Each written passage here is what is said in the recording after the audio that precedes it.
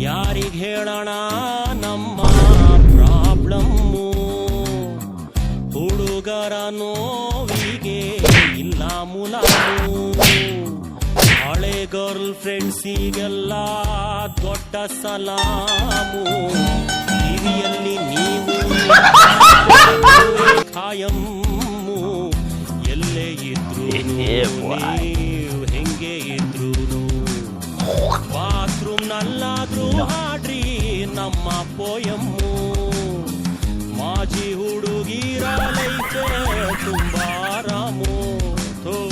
ಯಾರಿಗೆ ಹೇಳೋಣ ನಮ್ಮ ಪ್ರಾಬ್ಲಮ್ಮು.